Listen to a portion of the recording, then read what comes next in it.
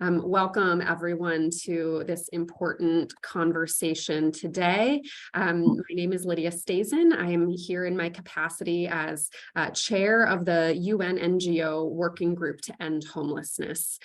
This working group is comprised of about 30 different organizations from around the world that all have an interest in advocating for the rights of people who are experiencing homelessness. And so, when we saw that the Commission on Social Development had selected a priority theme around decent work and productive employment for all, we immediately understood how critical employment is for people who are experiencing homelessness, either to prevent homelessness from happening in the first place or to help them move out of those experiences of homelessness. And we know that it's very challenging for people who are experiencing homelessness to find and retain employment. And so this is such an important topic to people experiencing homelessness, which is such a specific experience of poverty. So again, welcome to everyone who's here today. We have a fascinating group of panelists here with us today. I want to particularly thank Dr. Ife Ofong, who co-chairs the Open Doors Committee of the Working Group to End Homelessness and has been absolutely instrumental in putting this side event together. So warm thanks to you, Dr. Ife. For those of you who are attending this webinar, you can use the Q&A function or the chat function to introduce yourselves and your organizations and where in the world you're from.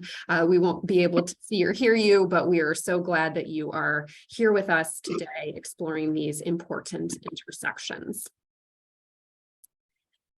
And so really, without further ado, I'm very pleased to introduce Hanta Fide Klein. She is a career diplomat of the Republic of Madagascar and has been serving at the Foreign Ministry of Madagascar for 20 years. She now is the head of the political pole at the Center for Analytical and Strategic Studies at the Foreign Ministry of Madagascar and is also now a diplomatic counselor of the President of the Senate of Madagascar. She is an expert in social development issues and has been working on behalf of Madagascar on important issues like social protection floors and social inclusion. And she has been a wonderful friend over the past several years to the Working Group to End Homelessness and has been critical in helping to raise these issues for discussion and attention and action within the United Nations. And so, Hanta, if you are able to come off mute, I turn the floor over to you for your remarks. Thank you for joining us today.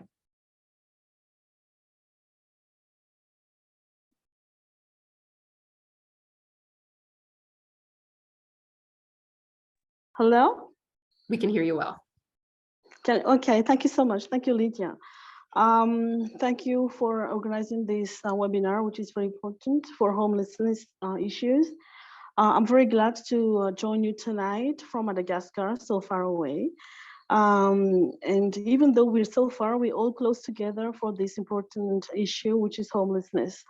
I'm very happy to moderate this meeting tonight, as you know all that homelessness is a very critical issue that has to be addressed at a universal level. And I think that's why we are here together to try to find a way forward on the issue of homelessness, and particularly concerning the theme, which is the struggles of homeless persons for social justice and rights to productive employment and decent work in achieving the 2030 Agenda for Sustainable Development. And as you know all, the agenda for sustainable development is so important. We are already in 2023 and we have 7 years left. As we introduced this resolution for the first time at a universal level with the joint effort of all of us. We managed to have the issue discussed at the United Nations, but the work has not stopped there. We had to go forward, and now it was in 2022 during the 58th session of the CSocD, the Commission on the Social Development of the ECOSOC, and it's been 3 years, and we still have to go forward to try to find a way to help the homeless, as it's not only a matter of one country, but it's a universal matter that we have to address. Today, we have the chance to discuss about this. I'm very happy to have the Madagascar here. Madagascar has been always very engaged and committed in the homelessness issue in my country. I think I'm very happy to have with us the Chargé d'Affaires, the Deputy Representative of Madagascar to the United Nations, which will address more about the experience and about what have been done and the efforts that have been deployed in Madagascar. And I will be very happy to discuss on this. And since I'm from Madagascar, we are honored to be with all the participants from all over the world at this webinar, this important meeting. As you know, the homelessness, when we started it, we wanted to have homelessness be discussed at the United Nations, and we all of us managed to do it, but we have to continue. And homelessness can cover different issues around it. And today we want to focus a little bit on the employment, the social justice, because no matter where we are in different parts of the world, you can be in Africa, where I am now, you can be in the United States, you can be everywhere. Homeless has to face unemployment, and decent work is so important for us to discuss, to address for the homeless. And I will be very happy to listen to everyone here and to share. I think it's a sharing discussion. I don't want to be too long because we don't have too much time. And I'm very happy to be here. I'm very happy to moderate this meeting, this webinar. Thank you so much. Now, can you hear me?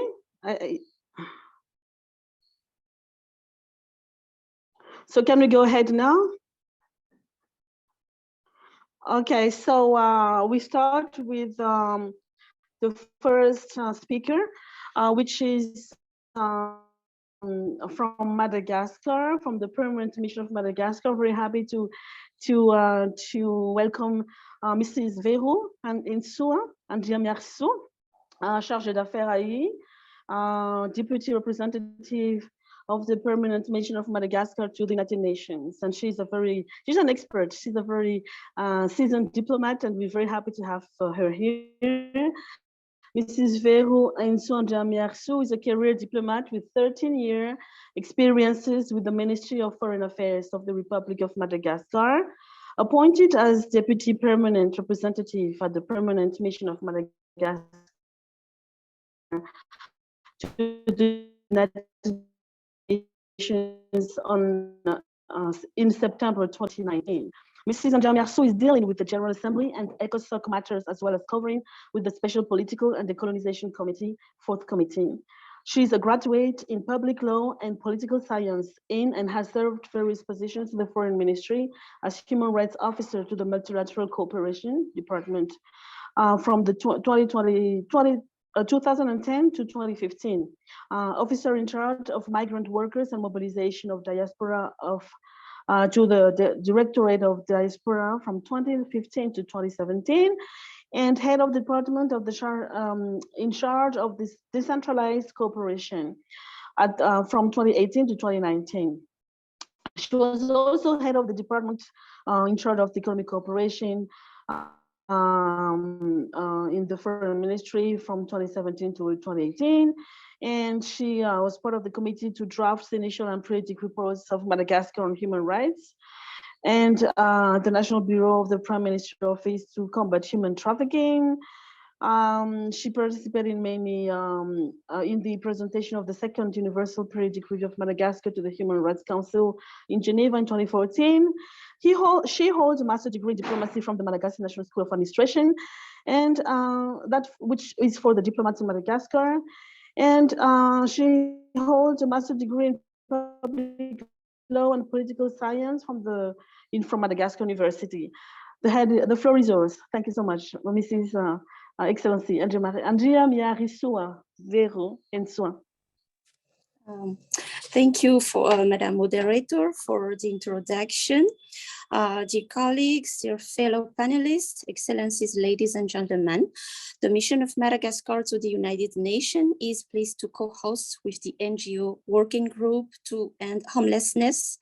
We are very pleased to hold these side events on the struggles of homeless persons for social justice and rights to productive employment and decent work in achieving the 2030 Agenda for Sustainable Development. At the outset, I would like to express our sincere thanks for your attendance and look forward for a great interaction. My intervention will be focused on the progress made since the adoption of the resolution A/res/76/133 entitled Inclusive Policies and Programs to Address Homelessness, including in the aftermath of the COVID-19.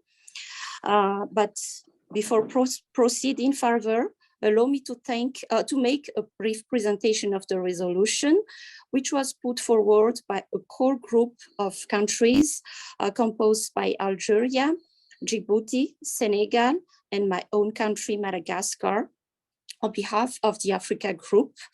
And it has been adopted by consensus by the General Assembly during the main session of the 76th General Assembly in November 2021. The resolution recognizes that homelessness is mainly driven by structural causes and discusses the intersection with poverty, climate change, health, housing prices, and discrimination. It calls on member states and local governments in consultation with other stakeholders, especially persons with lived experience of homelessness, to develop holistic programs and policies aimed at eradicating the root causes of homelessness, in particular, improved access to affordable housing, enhanced social protection measures, and combating discrimination. Finally, it encourages member states to harmonize the measurement, collection, and disaggregation of data on homelessness. The resolution gives policymakers, academic, civil society, and private sector representatives a solid basis to partner and build on to effectively address and end homelessness. Regarding the progress made since the adoption of the resolution in November 2021, allow me to underscore the progress made at domestic level as well as at the UN level. So at domestic level, through the implementation of the resolution and in line with the Madagascar Emergence Plan, the General State Policy, including the National Housing Policy, the government of Madagascar has targeted to build 50,000 housing units within 5 years. To that end, the Housing Promotion Act passed in January 2022, and it set out the roles and responsibilities of government and all stakeholders involved. The main innovation includes, first, the establishment of National Housing Authority. Second, the facilitation of the intervention of stakeholders working for the construction of social housing. And third, the obligation to build social housing within the framework of corporate social responsibility in field of mining, hydrocarbons, and strategic resources. With regards to the access to housing, the government offers various housing programs divided into 3 categories and taking into consideration the access modalities. First, own constructions, which is accessible by sales type capital lease over 15 years with ease to access to land, the development of partnerships, and the guarantee of access to credit for beneficiaries. Second, self-construction, based on the principle one title, one housing. This is targeted to the allocation of land plots by the government and the delivery of land title after the finalization of the construction by the beneficiaries. And third, participatory construction resulting in the allocation of housing by the state. And this is intended for the poorest households who are unable to afford the two first options, and but who contribute to the construction. So this third option is mainly proposed to the people living in the coastal areas and regions and vulnerable to natural and man-made disasters. Besides that, the government supports all initiatives to combat homelessness. The actions of the NGO Akamasua, led by Father Pedro Opeka, is among those initiatives. And for the past 3 decades, this NGO has contributed to get the homeless off the streets, resettle them by providing them with decent housing and ensuring their social reintegration through the creation of jobs for adults and through education for children and youth. And that brings me to the progress made at within the UN. At UN level, the initiative or common agenda by the UN Secretary General has been designed to accelerate the implementation of existing agreements, including the Sustainable Development Goals. It is an agenda of action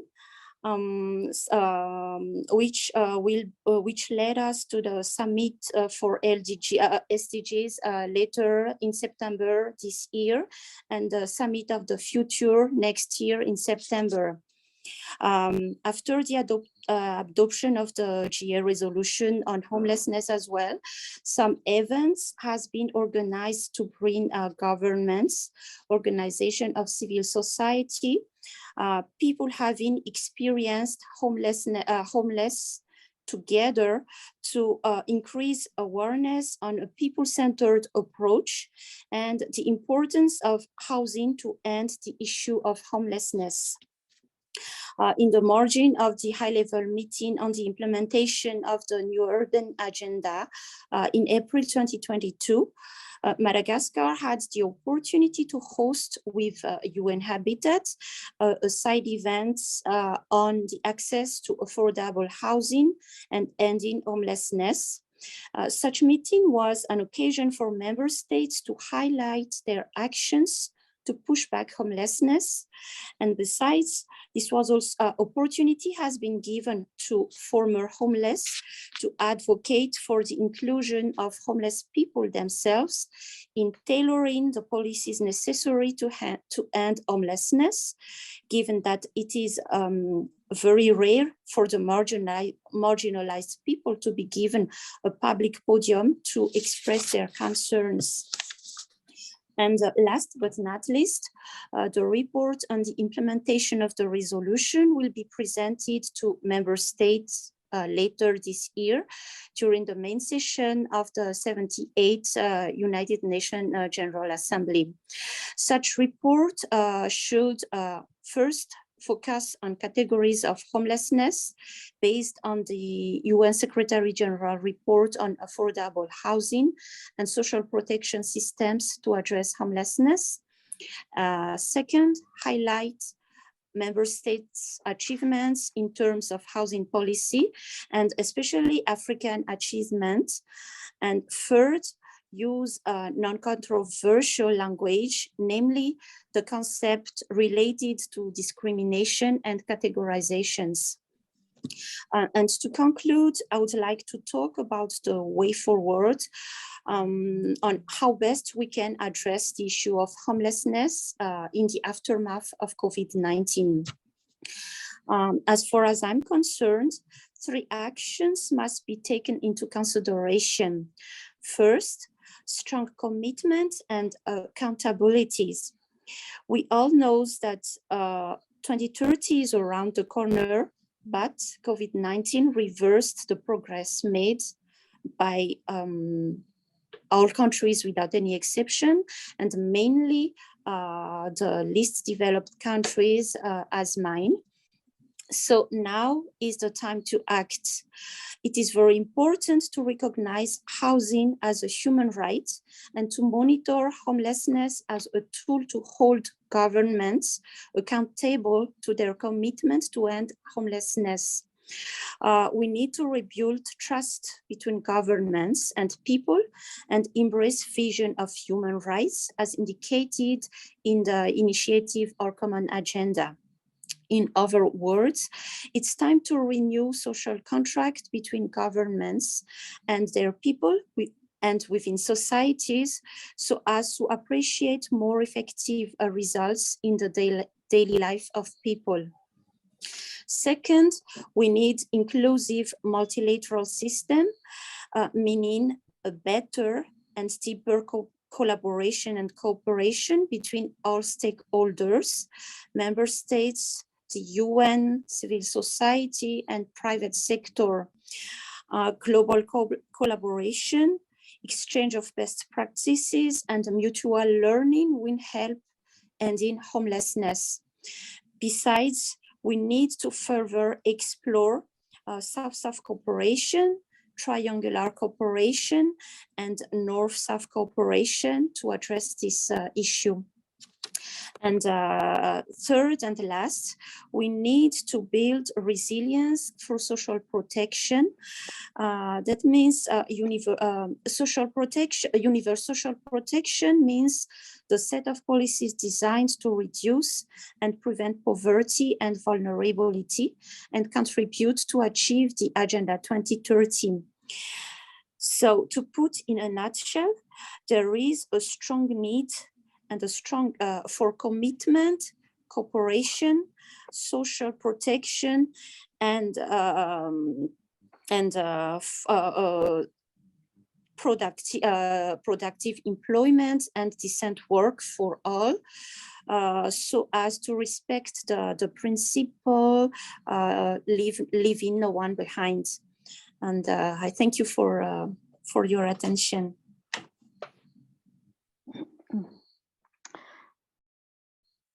Thank you, Mrs. Charge d'Affaires Aïe of Madagascar, for this very brilliant intervention, which focused and highlighted the efforts that have been taken by the government of Madagascar and how Madagascar has been very committed in achieving the goals on the homelessness, in this issue of homelessness. As you know, Madagascar has taken the leadership of this issue, and thank you so much for explaining and giving highlights of all that has been done. As you said, housing is very important. Madagascar indeed made a lot of efforts, and I think that give the participants a good highlight, a good, very extensive vision of what has been done in Madagascar. And thank you for explaining the UN resolutions on homelessness, the most recent one, and explaining the way forward. Now, I would like to go to the second speaker of this webinar with this meeting, which is Mrs. Elizabeth. Can you maybe, I'm not sure I pronounce well. Is it Bird or Baird? I don't know. You can correct me if I mispronounce your name, Elizabeth Bird, I guess. It's Bird. It's Bird with a Y. Bird is fine. Is okay. All yes. Right. Okay. Good evening, Mrs. Elizabeth Bird, from Leading Housing Justice and advocate at Unlock New York City. Mrs. Bird will address the social justice and rights to productive employment, the struggles of homeless persons. Mrs. Elizabeth Bird is a member of Leading House Justice Advocate at Unlock New York City, as I said. She's a mother of 6 and a founding member of Unlock's NYC New York City Leadership Collective. Her experience as a housing voucher holder span over 17 years. She has a passion for housing equity, having experienced housing insecurity alongside her children. As a result, she is now advocating for the rights of other mothers and children. Through her work with voucher holders and the organizations that support them, she is dedicated to building relationships in the community. As part of her most recent work, Elizabeth worked with the administration of Mayor Eric Adams. By invitation of the administration, New Yorkers with lived experience participated in roundtable discussions on housing. Tenants were encouraged to share their stories and provide input during the development of the housing blueprint titled Housing Our Neighbors, a blueprint for housing and homelessness. In her spare time, she enjoys swimming, dancing, traveling, event planning, photography, watching movies, and listening to music.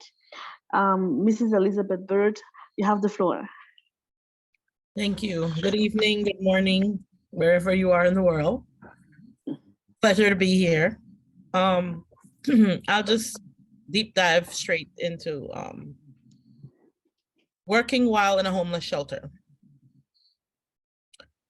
So you had no choice but had to take your family to PAT, Prevention Assistance and Temporary Housing. This is mainly for New York City. And you don't have to be a resident of New York City to come to PAT. You and your family will get interviewed all day by various agencies. So don't bother going to work that day if you have a job.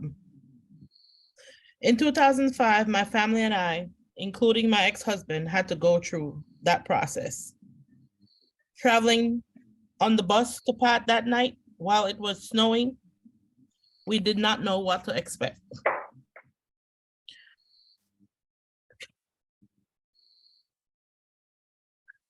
My ex-husband at that time was the breadwinner.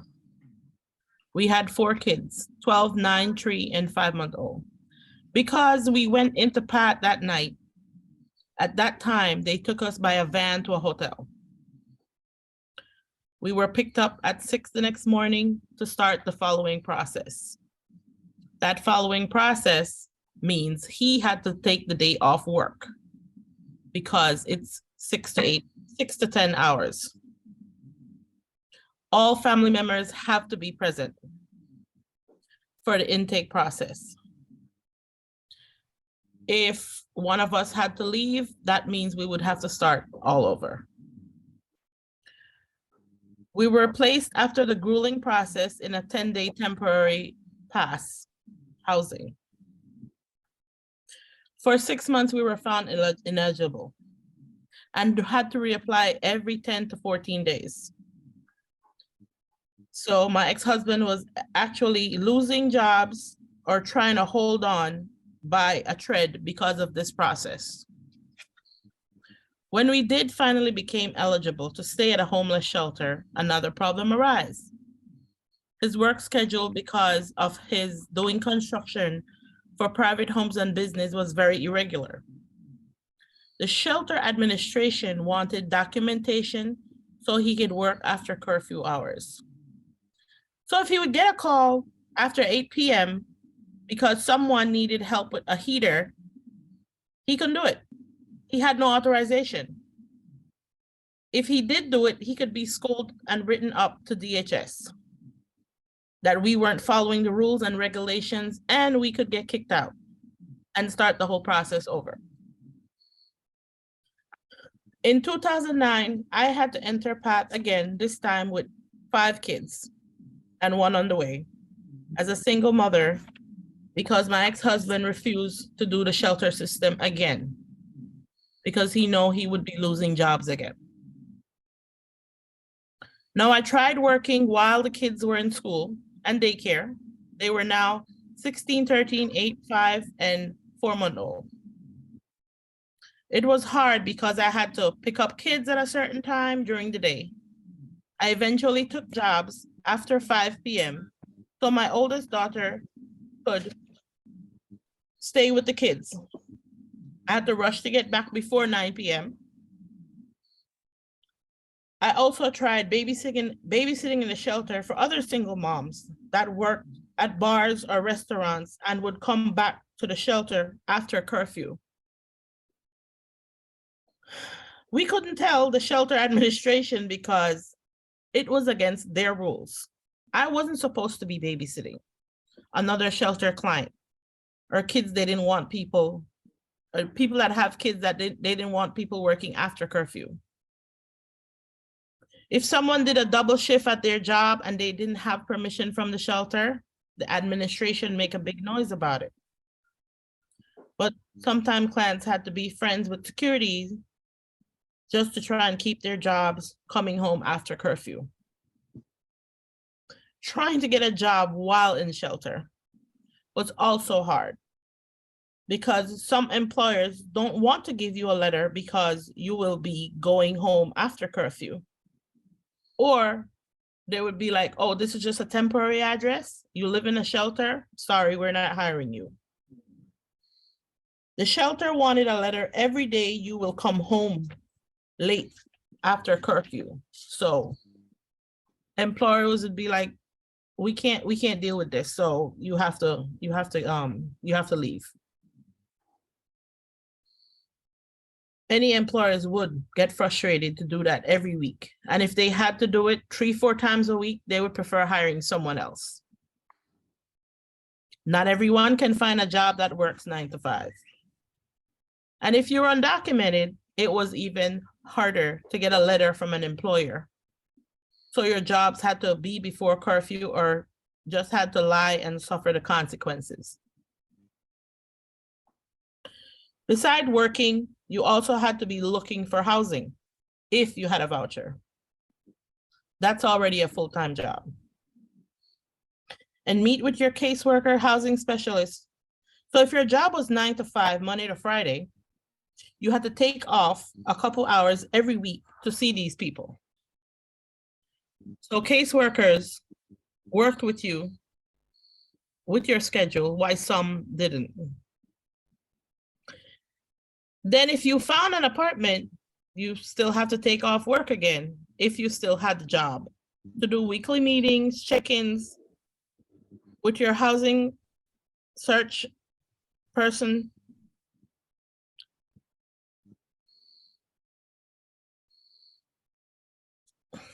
So beside the housing search person, you still had to have separate meetings with your housing specialists, caseworkers, and whatever administration was there. What government can do? In my experience, I feel like communication is the biggest key. Communication with your employer as soon as you have to go into PAT. And if your employer is, okay with this, go ahead and secure more housing options so you don't have to reach PAT, depending on your employer. More education on vouchers for landlords and more fines and taxes if landlord doesn't comply with renting their apartment to voucher holders. Even if you have a job, having that voucher holder is the biggest thing that's blocking you just to get a permanent home. Have one set rules and regulations for all shelters. Most shelters in New York City have their own set of rules, their own set of curfews. Although they're complying with DHS, they still kind of do their own stuff. So it's frustrating on homeless people.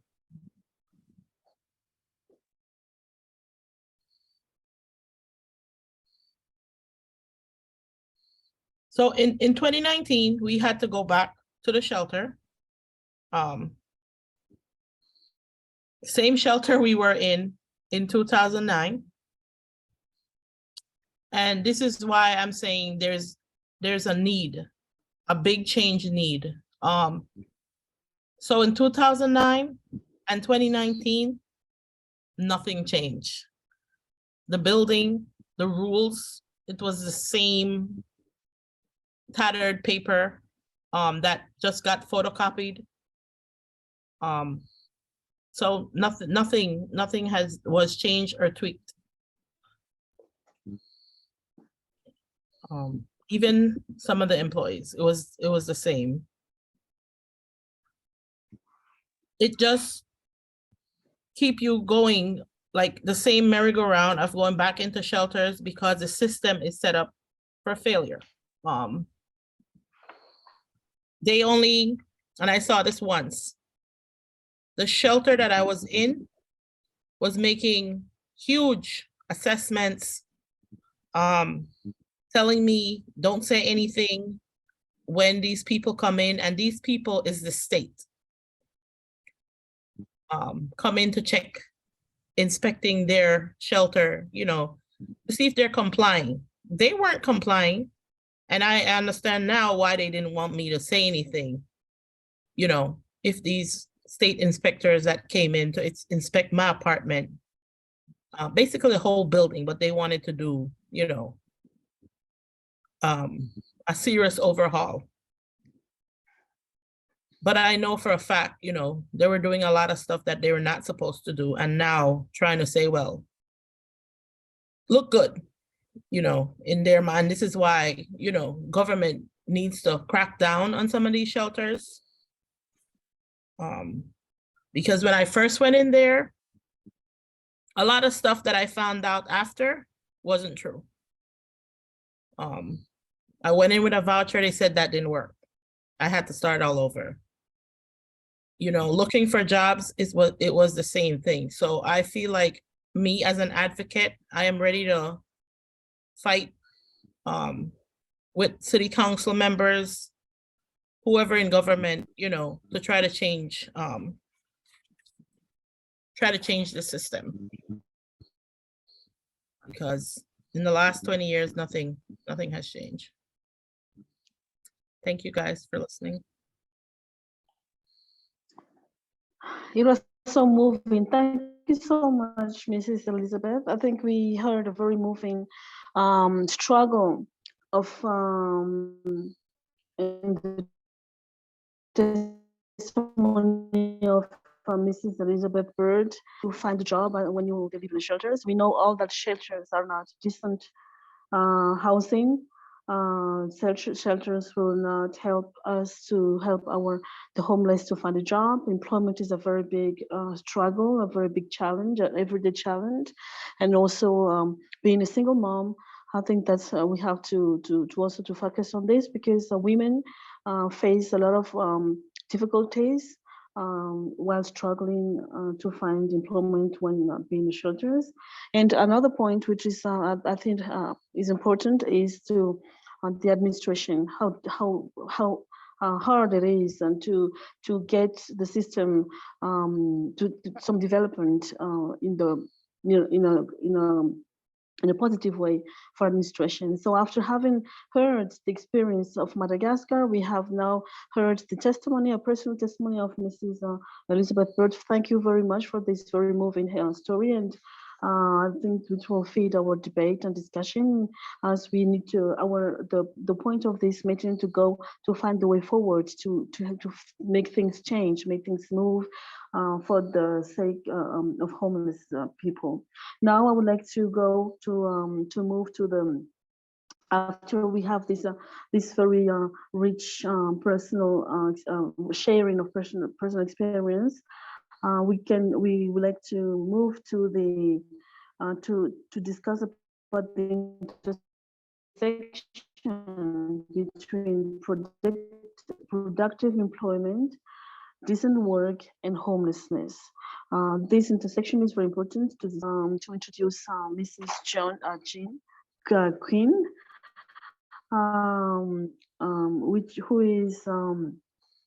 who is a very has been very committed, and I've been working with her for so many years. Good evening, Jane. Jane is the chair of the NGO Committee for Social Development and executive director of UNIT Group, of the working group to end homelessness at United Nations. So John Kane is a member of the international, first of all, as chair of the NGO Committee for Social Development, and she's part of the NGO Working Group to End Homelessness, as I said, Executive Committee. A member, she's also a member of the International Congregation of the Daughters of Wisdom. Jane has a background in nursing and studied family therapy, addiction studies, and social housing studies with the Irish Council for Social Housing. She also studied theology and philosophy with Milltown Institute in Dublin. Jane is from Ireland, as well as holding many congressional and professional leadership roles throughout her career. Jane has been actively involved in international social justice through a range of facets for many years. Jane has spent a vast number of years working with the homeless in Dublin and is the founder of Sophia Housing in Ireland and Growth to Sophia, which is now celebrating its 25th year as an organization committed to providing a holistic approach in supporting people, specifically women and children, on their journey from homelessness. Jean was a member of the Unanima International Board in 2016 and completed an internship that year also. Since joining the Unanima International team as the executive director in 2017, Jean's passion for justice, peace, and integrity for creation have continuously been utilized in her international advocacy. Jean, the floor is yours. Thank you so much, Hunter, and it's really good to see you again. It was such a privilege working alongside of you for a number of years. And as I was listening to the Charge d'Affaires, I was thinking there's something in the DNA of people, particularly the women in Madagascar, because you certainly advocate for the most vulnerable. And listening there to the Charge d'Affaires in relation to what's coming down the track, it gives me great hope in relation to what we can achieve in the next number of years. I did have the privilege of traveling to Madagascar and also the privilege of visiting Father Pedro's housing and seeing firsthand how he works with the homeless and how that's also the link with housing, training, employment. And that was most interesting. Also just as Elizabeth just came before me, and I'm relieved you came before me, Elizabeth, because your passion gives me passion for what I do or try to do. And I hope at some stage we can meet here in New York.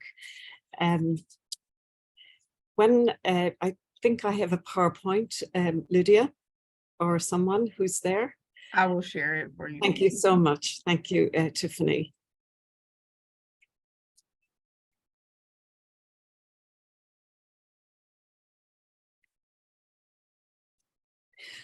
While that was coming up, I also wanted to thank Dr. Iffy as well, who prods us along and makes sure that we're continually talking about homelessness. And it has struck me in the last few days with the Commission for Social Development and looking at, who is talking about homelessness. And we really have to prod our member states to see where they are with homelessness. And that's something I've been trying to do this week. Secondly, and I should have said this at the very beginning, I'd like us to remember Sister Margaret O'Dwyer, who passed away a few days ago. Margaret is a daughter of charity and contributed significantly to the work of the resolution, the first resolution and the beginning of the second one on homelessness. And I just want to remember her today with all of us who remember her as well. And I know she will be smiling at this event. I shall get on to slide number 2. Because as we look at the intersection between productive employment, decent work, and homelessness, it really takes us time to reflect on the SDGs in their totality. I find it hard to take out one from the other, because they help us to think and reflect across boundaries, to integrate economic development, social progress, and environmental protection together. So strategies for any solution demand an integrated approach, and I think we would all agree with that. And we've just heard that from Elizabeth when she talked about, you know, the housing and the work and all that goes on in between that. So it's an integrated approach to combating poverty, unemployment, and restoring dignity to the excluded, and for us, especially the homeless. Slide 3.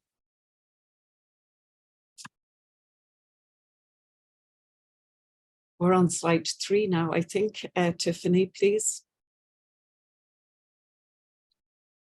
I think I'm just having trouble on my end. Just stop sharing. Okay.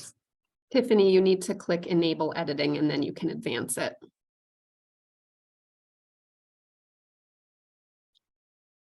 Anyway, sustained and inclusive growth can promote civil progress, create decent jobs, and improve living standards for all.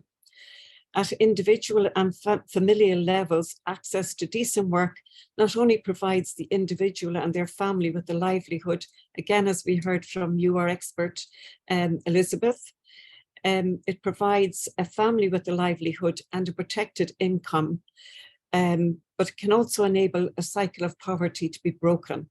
And I think that's really, really important in terms of connecting the housing with other things along the way. Slide 4. While progress, I think, has been made on the SDG, accelerated action is definitely needed, especially if we are to address the goal in the context of those furthest left behind. Unfortunately, individuals experiencing family homelessness are the furthest left behind. And again, we heard this from Elizabeth. They face numerous barriers to obtaining employment and decent work. Single women, again, you just heard from Elizabeth, with children in particular, are the largest demographic of homelessness families worldwide. They frequently face further struggles of having to juggle domestic duties and childcare with formal work, leaving many unpaid and unprotected. And so we have SDG 10 there, where we experience inequalities. The importance, I think, of achieving SDG 8 has been highlighted globally throughout the COVID-19 pandemic, during which, according to the International Labour Organization, nearly half the global workforce has been at risk of losing their livelihoods, a disproportionate number of these being women, and that isn't surprising to us. In addition to this, economies globally were disrupted and forced into decline, which has a multiplier effect on individuals and families participating. Addressing homelessness will significantly contribute to the achievement on each of the targets outlined in the SDG 8 goal. And I think it's worth anyone who's on this call today to go in and look at all the targets and how we can work through each one. But of course, we can no longer justifiably separate the concepts economic growth, decent work, and sustainability, for they have become intrinsically connected. The recognition of this within national policies, as well as within international diplomacy, has become vital to life on earth thriving, and it's necessary for the restoration of human dignity and the fulfillment, definitely, of human rights. For economies to thrive and all of humanity to survive, not just the wealthy, we need to reform our systems by connecting economic matters to those of equity. And we've heard about this equity all in the last few days. And to ecology. Tackling SDG 8 is essential to achieving the rest of the SDGs, especially eradicating poverty and particularly homelessness, reducing inequalities, empowering women, and promoting quality education, health, and well-being. Slide 5.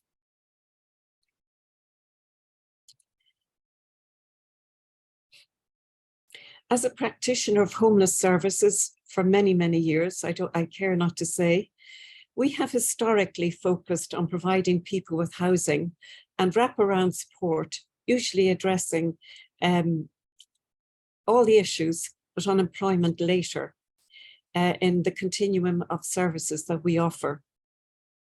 But in fact, the new thinking proposes that employment should be offered as soon as possible, since it's a recognized practice for preventing homelessness.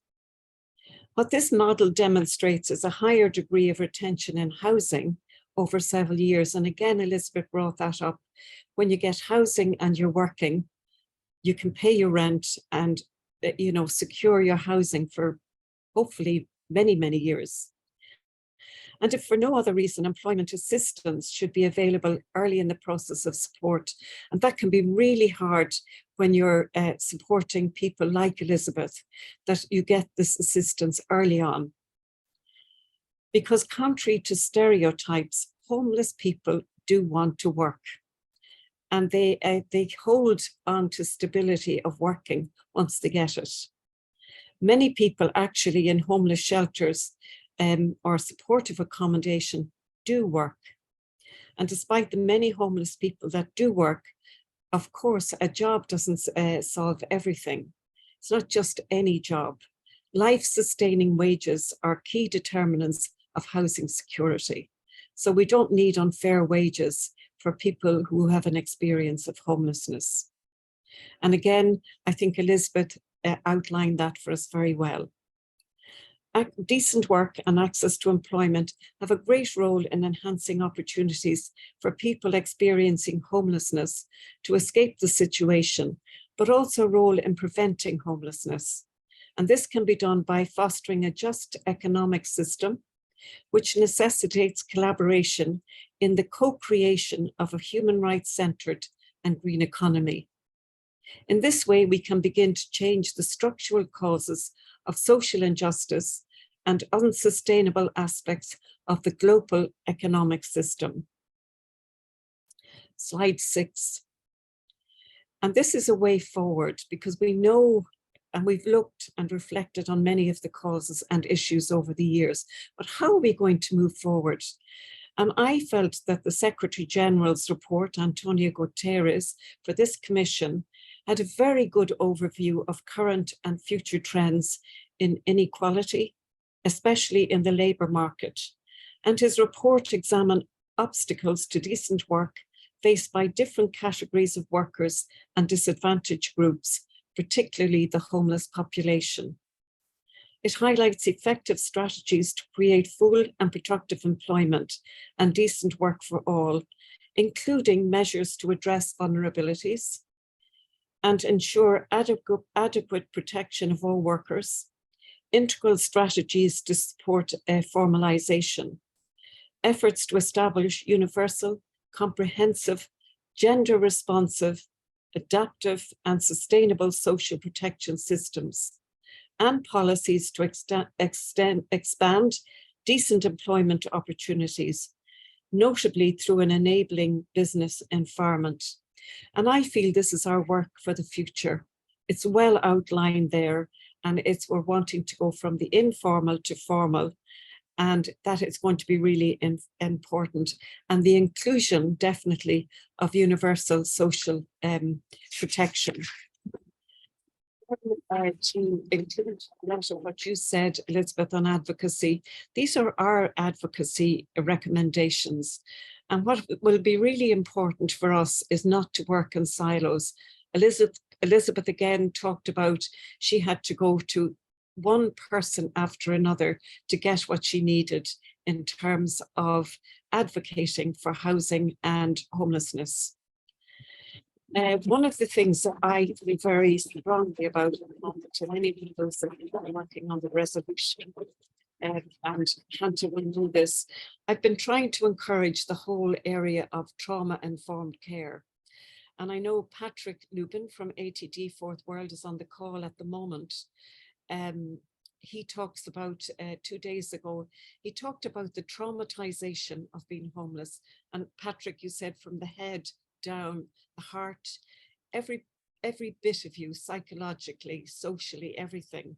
So I would really, one of my advocating stances at the moment is encouraging workplaces to be trauma informed, adopt support services, and adapt their environment to ensure employees are at home in their environment and trauma is reduced. So we do have to adapt to where people are at. We need to consider how technology deficits may affect access to employment services, identification and employment documents, computers to access job postings or remote work. And it would be very well and timely to review and read Professor Shooter's research on that subject. And he's spotlighted all of the issues that are experienced by people who are coming from poverty and homelessness when they try and enter the world of work. We need to promote the recognition of unpaid and informal work and the sharing of domestic and care work between all genders. Redesign a fairer economy, tackle economic inequalities that are the root causes of homelessness, in conjunction with access to decent and productive opportunities in the marketplace. And that is obviously seen as the fulfillment of human rights. There are policy recommendations, which is in slide 8.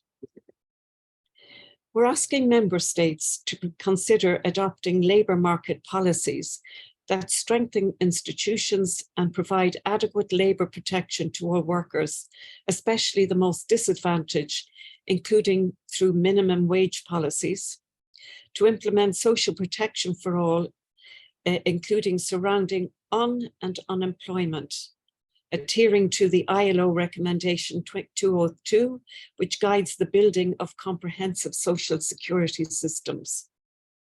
We recommend that governments funds programs that address the employability support needs of people who have been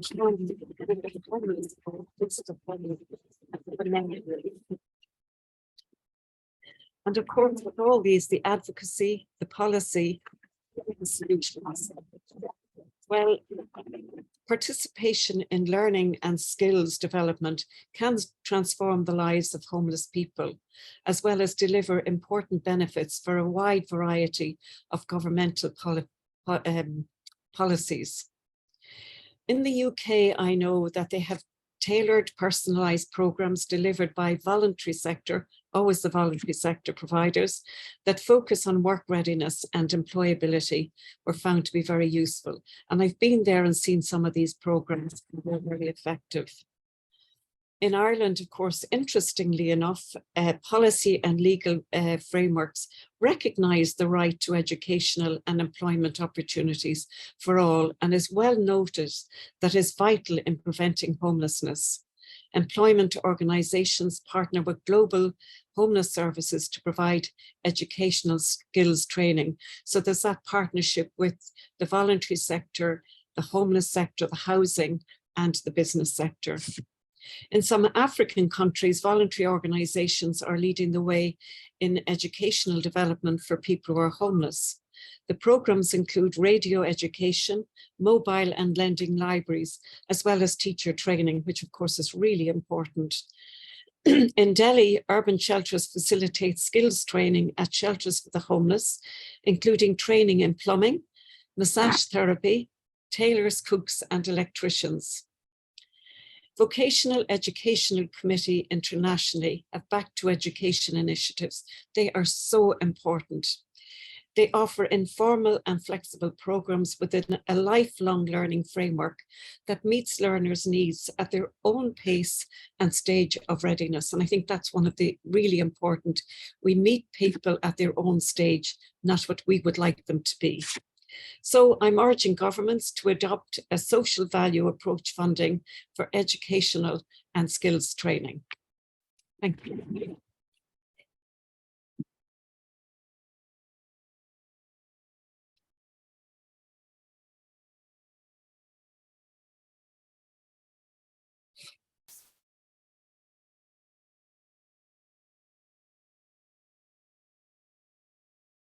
I'm sorry. Can you hear me now? All right. I just was just saying, I just wanted to thank you very much, Dr. Jane, for the very extensive remarks concerning the intersection between productive employment, decent work, and homelessness. Before all, I would like also to remember all of us to remember Margaret, Sister Margaret, who has been very committed. You had the very good chance to work with her for many years, and I think this is the time to remember her, because she's one of the she crafted these homelessness resolutions, and she was very committed, engaged, and this event we cannot have this event without remembering her. And thank you, thank you, Jean, for highlighting that this is a very important matter. Also, the SDGs are very important, and to reach the SDGs, addressing homelessness is very important, and you highlighted very well, Jane, and also the system, the problem of the inequality. We have to look closely to the system to fight against inequality, particularly in the marketplace. We have a little bit more than 15 minutes left, so I would like to go ahead and give the floor to Dr. Enemona Adaji, who will address the policy and practice frameworks that support equal access to productive employment and decent work for all in achieving the 2030 agenda. Dr. Enemona Emmanuel Adaji is the youth representative of the United Nations for the Worldwide Network Nigeria. Enemona is also the founder of Voiceless Voices, a non-governmental organization that focuses on the provision of education and health to the most vulnerable in Nigeria, especially women and children. He is passionate about social justice and all-round international development. Dr. Adaji is currently an epidemiologist working with the UK Health Security Agency. Dr. Adaji has played major roles in multiple projects and events, such as leading the Liter of Light Nigeria team, which is part of a global grassroots movement that has installed over 1 million affordable, sustainable, and portable solar products in houses deprived of constant electricity and marginalized communities. Dr. Adaji is currently part of the UK Siren team tackling the UK COVID-19 response. Dr. Adaji, please, you have the floor. Okay, I'll do my best to stick with time, and I'm going to just swiftly follow on from what Elizabeth has said through her experience and what Jean has also said as well. So I'll try to just tie everything together as much as I can.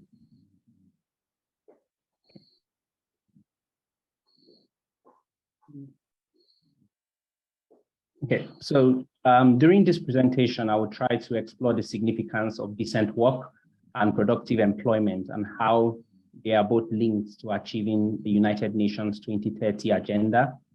As we know more than ever, this is crucial as the world is facing an economic squeeze emerging from and living with COVID-19, amongst other factors that has led to a global cost of living crisis. This discussion we're having today is more timely and relevant.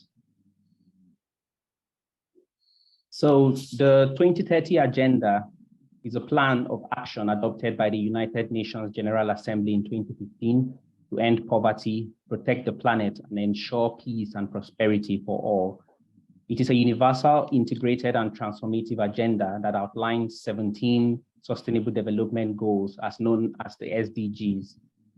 The 2030 agenda is not just about development, but also about creating a world that is more equal, inclusive, and sustainable for all. The SDGs provide a roadmap for action to achieve this vision and are integrated to serve as a blueprint for peace and prosperity for people and the planet now and in the future. Productivity and productive employment and decent work are crucial components of the 2030 agenda and are linked to several of the SDGs as mentioned by Jean earlier, including Goal 1 to end poverty, Goal 5 on gender equality, Goal 8 on decent work and economic growth, and Goal 10 on reducing inequalities.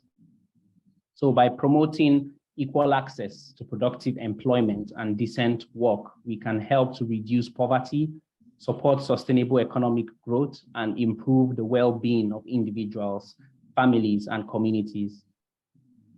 Decent work can provide a pathway out of poverty and can help to break the cycle of poverty, leading to a greater social and economic stability.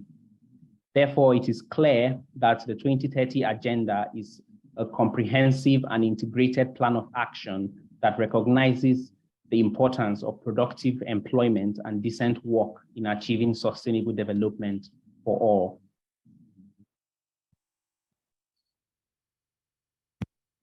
So decent work refers to a type of employment that provides workers with basic rights and protections.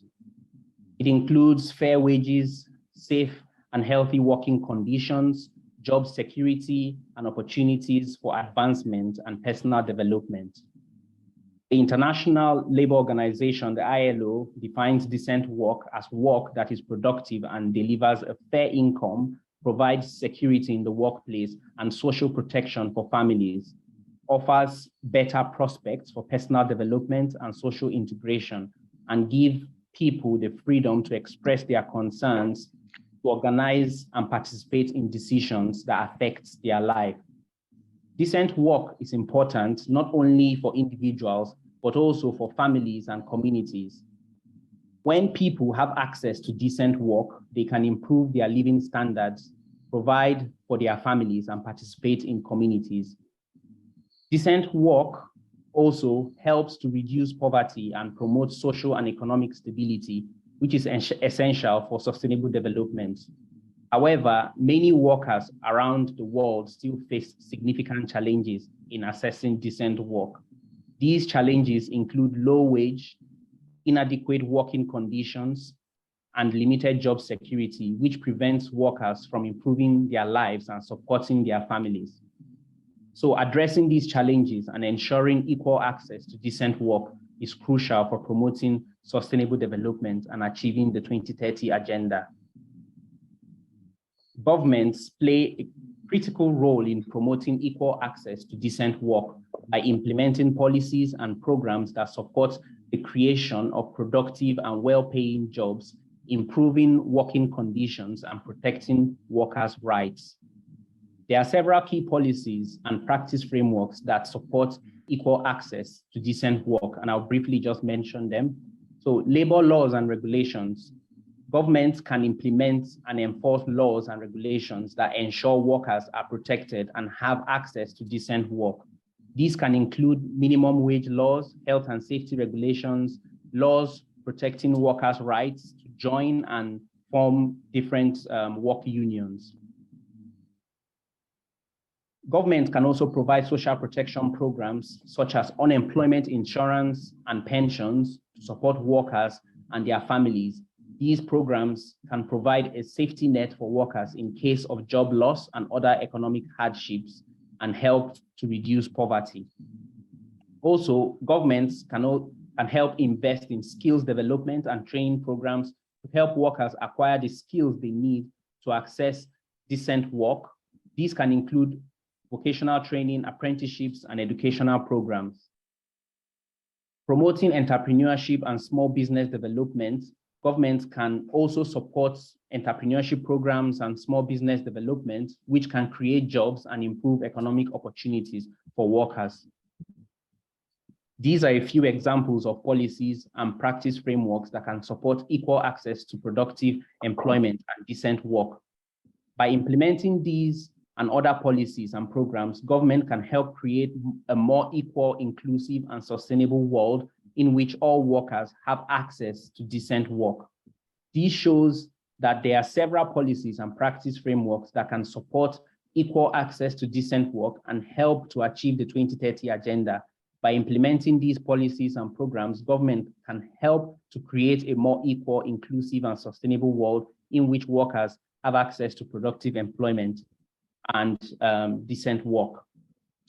So moving on, while there are many policy and practice frameworks that can support decent work, there are some challenges that actually do exist. In some countries, labor laws and regulations are not effectively enforced, which can result in workers being exploited and denied their rights. Many workers, especially in low and middle income countries, do not have access to skills development and training programs that can help them acquire the skills they need to access decent work. In many countries globally, social protection systems are weak as well, or non-existent, which can leave workers and their family vulnerable to economic hardship. And finally, a significant proportion of workers around the world are employed in informal sectors, which often provide low wages and inadequate working conditions. These are a few of the many challenges that must be addressed in order to achieve equal access to decent work for everyone. And despite these challenges, there are also many opportunities for progress. For example, the 2030 Agenda and its Sustainable Development Goals have brought increased attention to the importance of decent work and the need to achieve equal access to productive employment and decent work for all, hence why we are having this discussion here. Technological advancements such as automation and artificial intelligence can create new jobs and improve working conditions, but they also present new challenges that must be addressed. There's a growing recognition of the importance of strong social protection systems in supporting workers and their families, and many countries are working to strengthen these systems. Finally, civil society organizations and worker advocacy groups play a critical role in promoting decent work and improving working conditions, and their efforts are making a real difference in many communities. Therefore, while there are significant challenges to achieving equal access to decent work for all, there are also many opportunities for progress. By addressing the challenges and seizing the opportunities, we can create a world in which workers have access to decent work. So in conclusion, the goal of achieving equal access to decent work for all is critical for promoting economic growth and reducing poverty. Governments play a critical role in promoting decent work by implementing policies and programs that support the creation of productive and well-paying jobs, improving workers' conditions, like working conditions, and protecting workers' rights globally.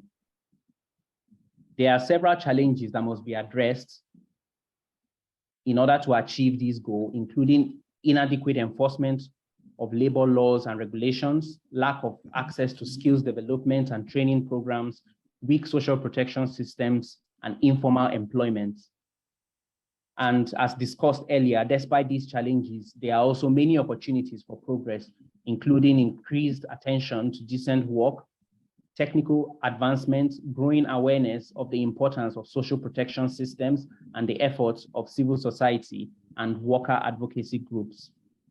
So given these points, I would like to make the following recommendation and wrap up this presentation. Governments should prioritize the implementation of policies and programs that support equal access to decent work, including the enforcement of labor laws and regulations, the creation of skills development and training programs, and strengthening of social protection systems.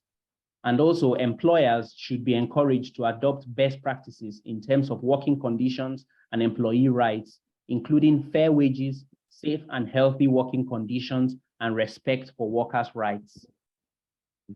The international community should continue to raise awareness of the importance of decent work and support efforts to achieve equal access to decent work for all, including through technical assistance and capacity building programs. And finally, civil society organizations and worker advocacy groups should continue to play a critical role in promoting decent work and improving working conditions, and their efforts should be supported by governments and the international community. Thank you very much. Thank you so much, Dr. Hadaji. Thank you. There was another very rich remarks. I think this is very important to conclude this very rich webinar, because you had you were the last speaker. We had 4 different diverse views, but they're complementary and they're very important to address the matter of productive employment and decent works. You highlighted very much the link between the promoting of decent works and the unequal access to the productive work, and the role of each stakeholders, international community, government, civil society, employers. So thank you so much for this very rich intervention. We were already over time, so maybe we can allow a couple of minutes to take some questions and to have the discussion. So maybe we can take some questions. I don't know, maybe you can help me to find what the questions are. Yes, I'm happy to read out the questions. Hanta, if you'd like to direct them to certain panelists. So the first question that came in was, within the context of Africa, what are the most sustainable models of housing provisioning? Yes, thank you. So thank you for the question, for reading the question, Lydia. So among the speakers who would respond to this question, maybe, how about Jean?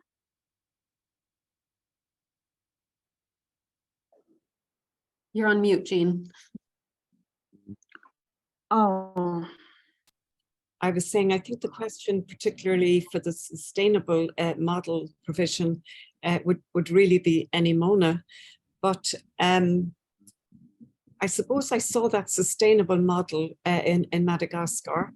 I haven't had the privilege of being around too many of the African countries at the moment, but I hope to. I suppose that's the way I see it. What are the sustainable models? Well, to offer full-time housing to people, not temporary accommodation, certainly not any kind of rental support. It just doesn't work. So it's really up to governments to provide sustainable models of housing for their members. That's why we have them in place, so that they provide that model. But maybe you have something else to add to that, Enimona. Yeah, so I can briefly add to what you just said. So the whole concept of social housing is still unpopular on the African continent, and it's not well picked up by African governments. So I think building en masse social housing, and also developing the concept of will I say affordable financing. Obviously, in more developing countries, or in more developed countries, the vast public have access to some form of finance or mortgage, if you may call it that. But this concept is quite alien and strange on the African continent. So this would actually be a model that can be developed and championed by governments to provide some form of affordable and accessible funding alongside social housing. Therefore, people can actually own the scheme and actually run with it, and not just providing temporary accommodation for the vast majority of people. So when these funding can be accessible by the general public, that way, repayment can be cheap, and because it will be government funded, it will be like a loan that will be patient. So that's my take on that. Just one more point on that, and with Enimona. I suppose what I would say also, Enimona, is that it's not just a place where people with homeless or coming from a poverty situation are together. It needs to be a mixed model of housing. It's really, I feel very strongly about that. Yeah. Thank you. Thank you, Jean and Dr. Enimona. Maybe we can take 1 or 2 questions, Lydia. Yes, one question came in for Ms. Elizabeth. What do you recommend to service providers in terms of the need for both decent work and housing? I feel like it's just basically common sense. If you have huge business organizations working with the shelter system, you know, to help people get out of shelter and get adequate housing. It will be a win-win for everyone, because as you enter in the shelter system, the job is gone. Not a lot of organizations want to, you know, you're coming from a shelter, we don't want you. You lost your job. So I feel like if, you know, that government agency would partner up with business organizations and housing, you know, if you have stable housing, the amount of stuff you can do.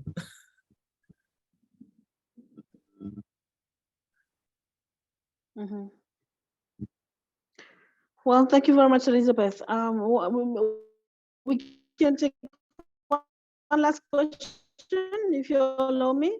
Maybe you do have another one, Lydia? Yes, one more question. This one comes specifically to the government of Madagascar. It says you spoke about approaching social housing in the framework of CSR and also the most vulnerable being supported by government.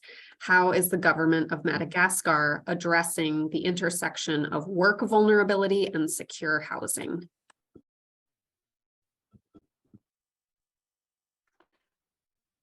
Thank you for the question. I would like to give the floor to Madame Chargée d'Affaires. Maybe I can add some answer after. Are you still there? Yes, I'm still there. Thank you for the question. And if I'm not wrong, I've already responded by a message, but I don't know if it has been sent. Let me. Anyway, yeah. So to address this cross-cutting issue, the government of Madagascar is working on the development of the private and public partnerships, so as to address this issue.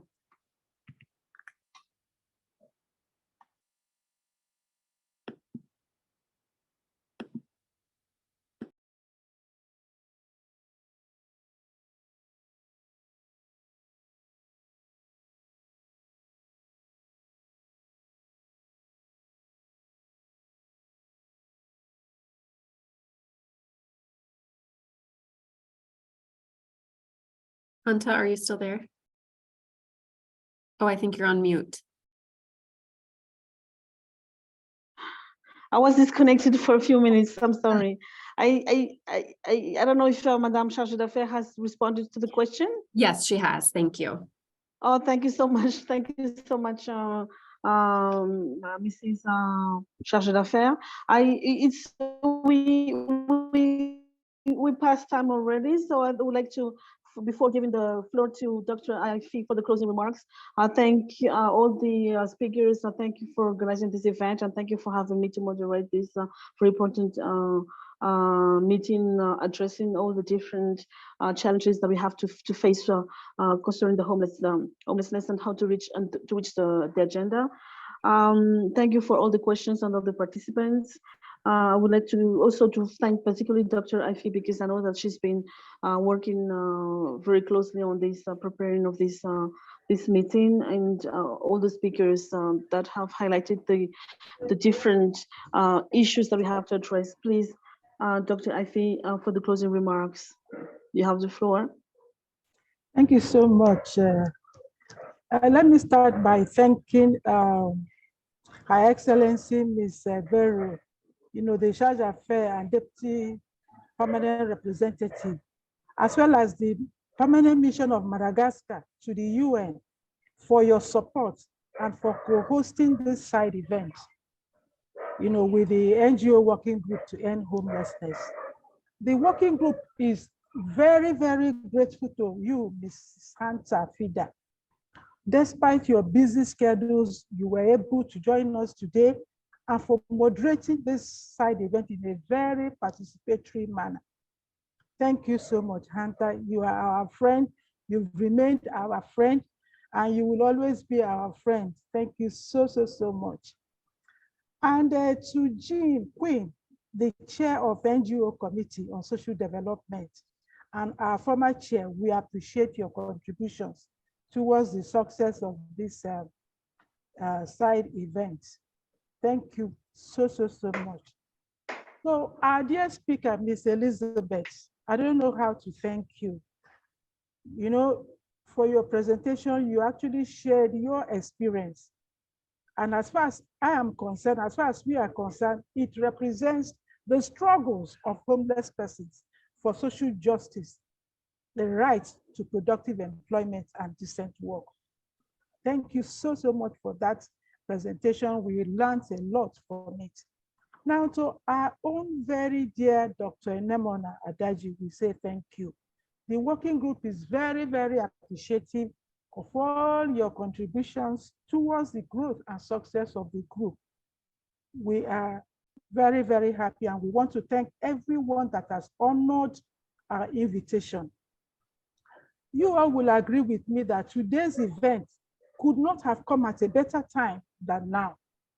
You know, this side event has clearly shown once again that access to full and productive employment and decent work could prevent homelessness, as well as assist people experiencing homelessness to exit that situation.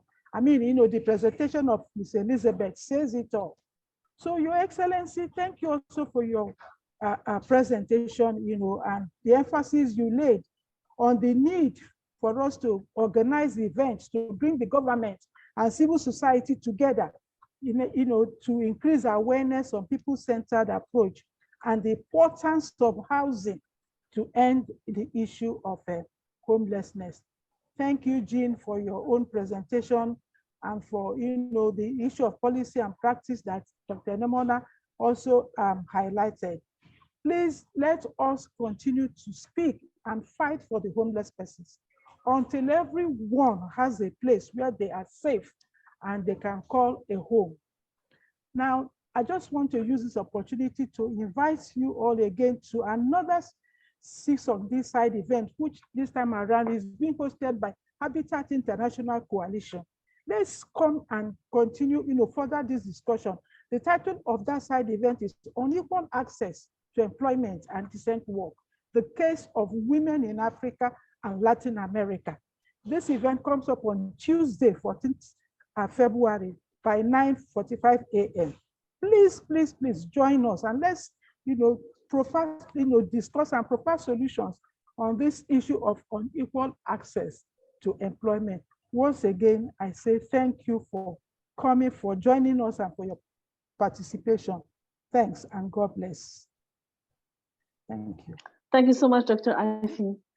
Thank you so much. The discussion is finished, but the work is still going. And exactly. We have this next meeting, this next event. So we invite everyone to be there. Thank you so much, and let's stick together and continue working on this. Thank you.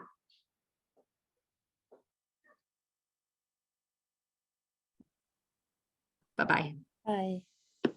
Bye-bye.